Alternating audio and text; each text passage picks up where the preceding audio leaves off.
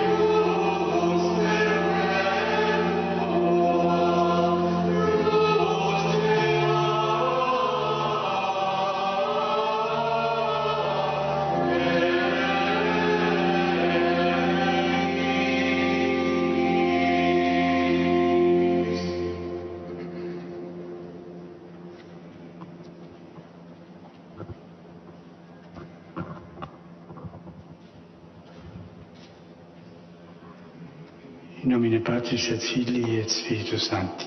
Amen. Pax vobis. Et cum spiritu tuo. Fratres, agnoscamus peccata nostra, ut aptissimus ad sacra mysteria celebranda.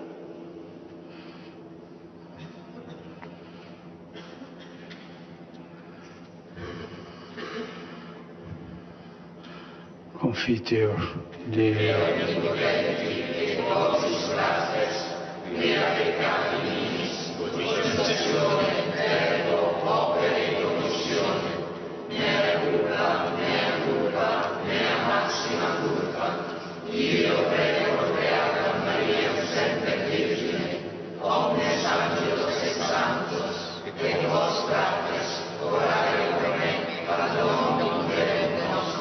Misericordiator nostri, omnipotens Deus, et dimissis peccatis nostris, perdocat nos a vitam aeternam. Amen.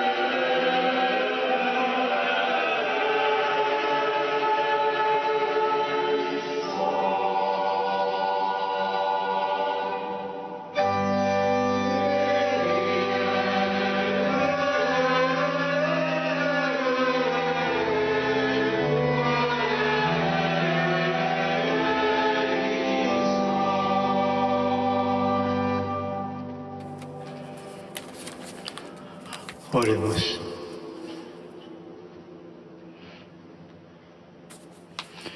Deus, qui inter apostoli. Dieu miséricordieux, toi qui as appelé tes serviteurs cardinaux et évêques à faire partie du collège épiscopal, donne-leur de partager dans ton royaume la récompense promise aux fidèles ministres de l'Évangile. Agregentur consorti. Per Dominum nostrum, in Iesum Christum, Filium Tuum, qui te convivit et regnat in unitate Spiritus Sancti, Deus, per omnia saecula saeculorum. Amen. Et nous allons entrer dans la liturgie de la parole de cette messe donc de suffrage pour les cardinaux et les évêques décédés au cours de cette année. Messe présidée par le pape à l'autel de la chaire, comme vous le voyez sur ces images. La première lecture est tirée du deuxième livre des martyrs d'Israël, une parole proclamée en français.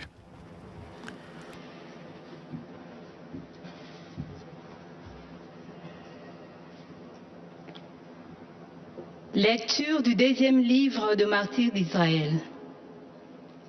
En ce jour-là, Judas, chef d'Israël, organise une collecte auprès de chacun et envoya 2000 pièces d'argent à Jérusalem afin d'offrir un sacrifice pour le péché.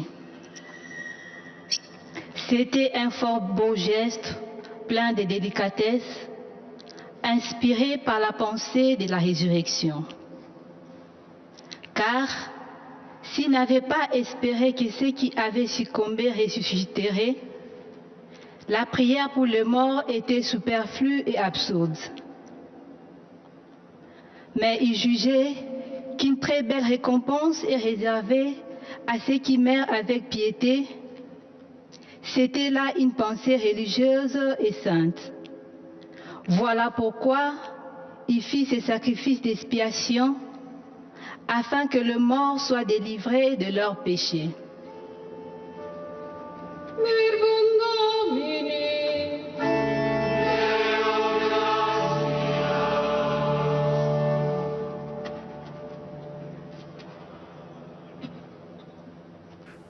Et le psaume responsorial est le psaume 142. Seigneur, écoute ma prière, dans ta fidélité, prête l'oreille à ma supplication.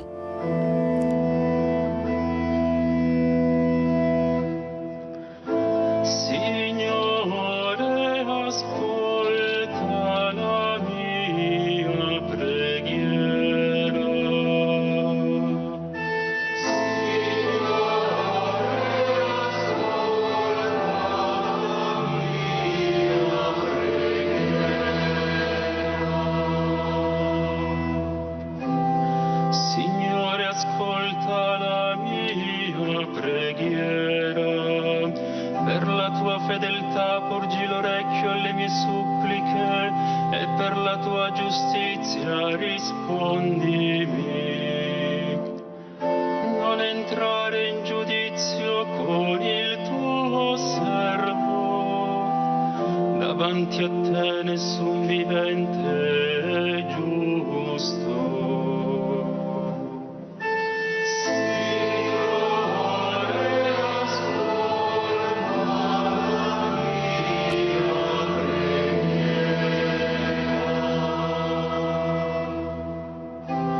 Ricordo i giorni passati, ripenso a tutte le tue azioni, medito sulle opere delle tue mani, a te protendo le mani, sono davanti a te come terra assetata.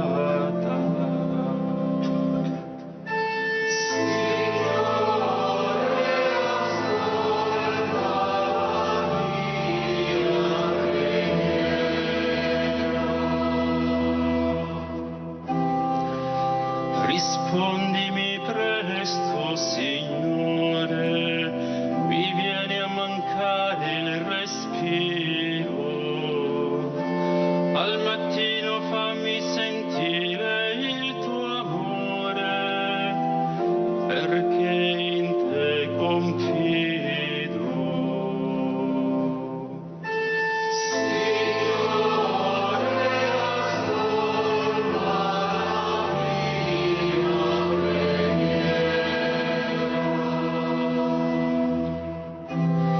Insegnami a fare la tua volontà, perché sei tu il mio Dio, il tuo Spirito buono mi guidi in una terra piana.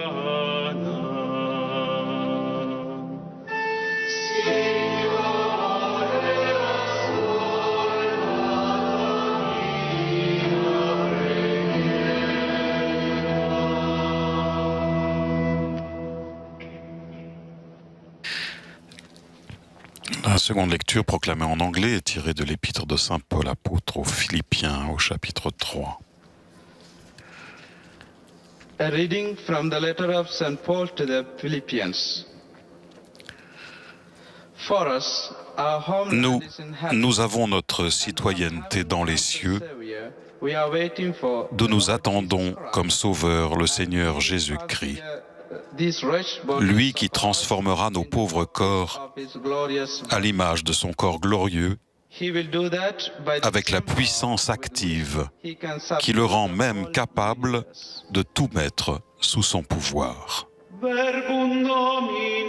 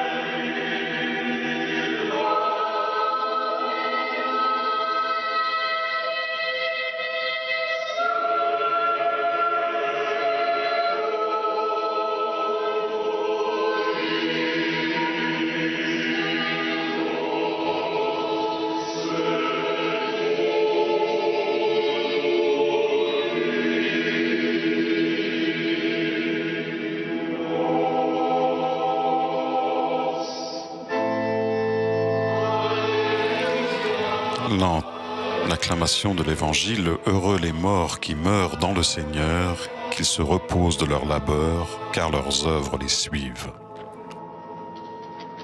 Dominus vobiscum.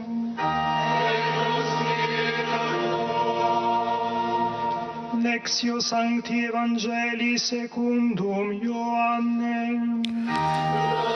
De l'Évangile selon saint Jean.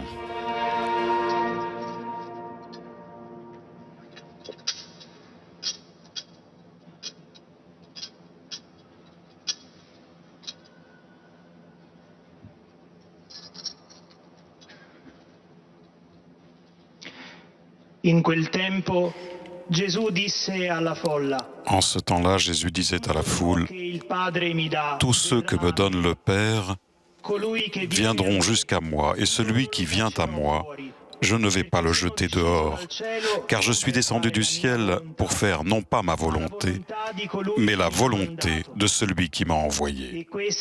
Or, telle est la volonté de celui qui m'a envoyé, que je ne perde aucun de ceux qu'il m'a donnés, mais que je les ressuscite au dernier jour.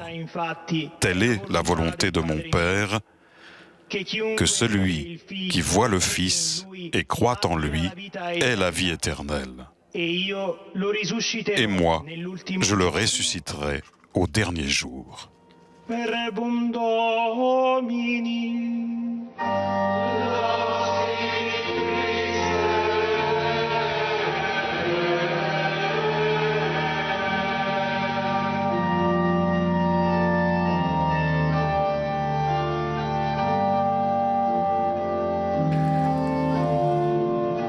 Et nous allons donc écouter l'homélie du Saint-Père en cette messe de suffrage pour les cardinaux, du patriarche et les évêques décédés au cours des 12 mois écoulés.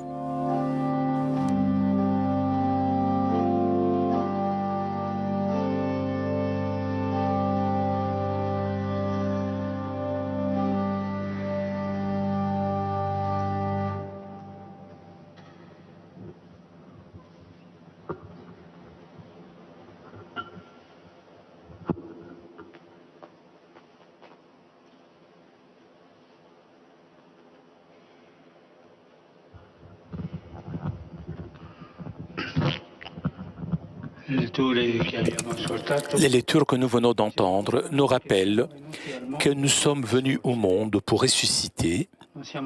Nous ne sommes pas nés pour la mort, mais pour la résurrection.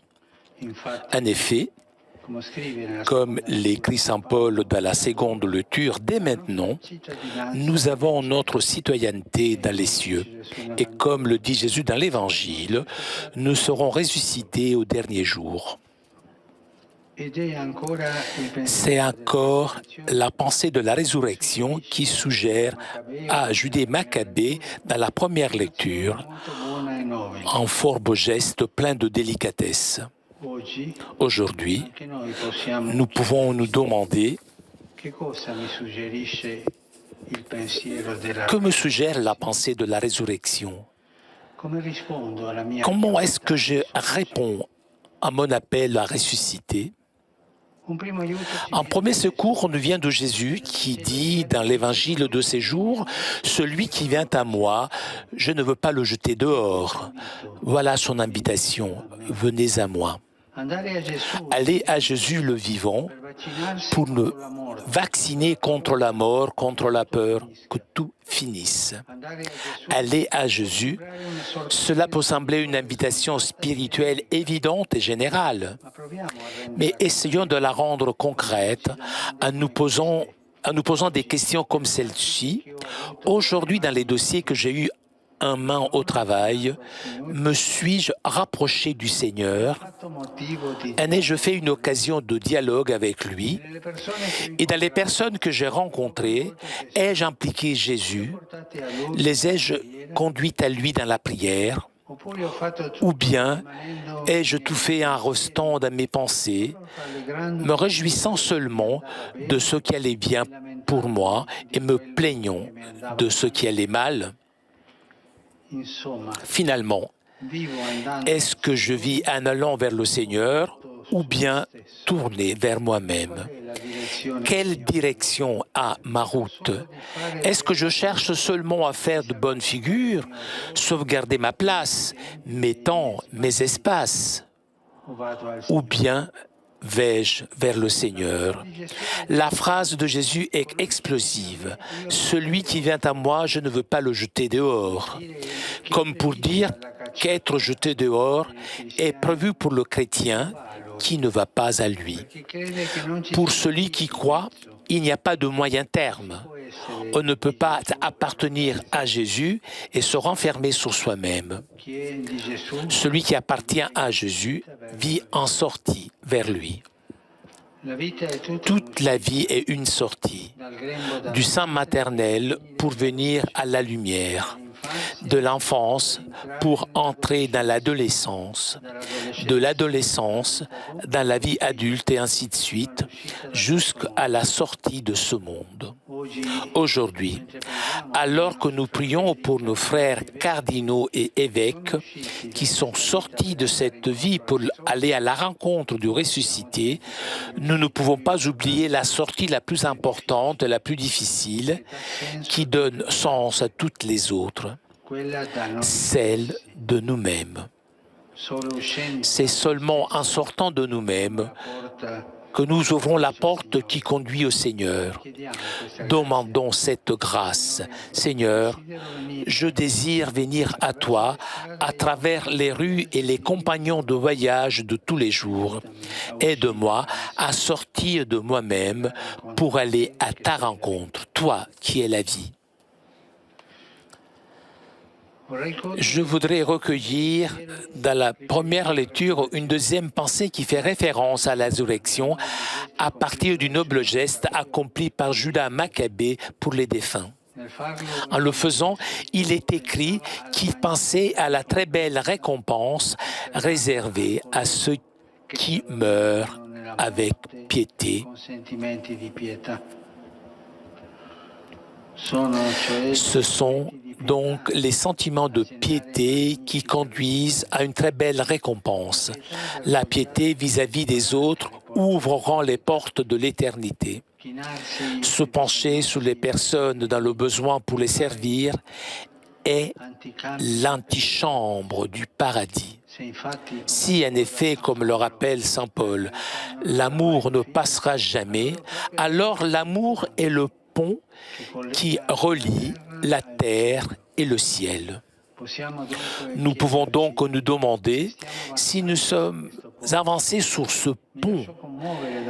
Est-ce que je me laisse émouvoir par la situation d'une personne nécessiteuse? Est-ce que je sais pleurer pour celui qui souffre? Est-ce que je prie pour ceux à qui personne ne pense? Ce n'est pas du bonisme. Ce n'est pas la charité à dessous. Ce sont des questions qui concernent la vie, des questions qui concernent la résurrection. Et finalement, une troisième stimulation en vue de la résurrection. Je les prends des exercices spirituels où saint Ignace suggère, avant de prendre une décision importante, de s'imaginer sous le regard de Dieu à la fin du temps. Cet appel à comparaître, qui ne peut pas être reporté, c'est le point d'arrivée pour chacun, nous tous.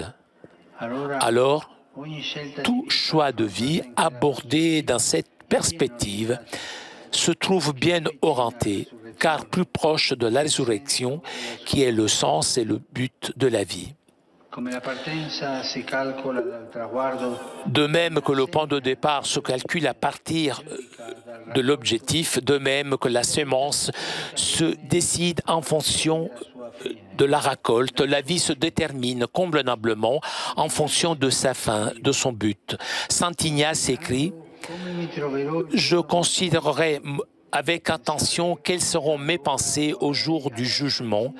Je me demanderai comment je voudrais avoir délibéré dans l'élection actuelle, et la règle que je voudrais alors avoir suivie est celle que je suivrai à cette heure. » Cela peut être un exercice utile pour voir la réalité avec les yeux du Seigneur et pas seulement avec les nôtres, pour avoir un regard projeté vers l'avenir, vers la résurrection, et pas seulement sur l'aujourd'hui qui passe, pour accomplir des choix qui ont saveur d'éternité et le goût de l'amour. Est-ce que je sors de moi-même pour aller chaque jour vers le Seigneur? Ai-je des sentiments et des gestes de pitié pour les plus nécessiteux? Est-ce que je prends des décisions importantes sous le regard de Dieu? Laissons-nous provoquer par une au moins de ces trois stimulations. Nous serons plus en accord avec le désir de Jésus dans l'évangile de ce jour, de rien perdre de ce que le Père lui a donné.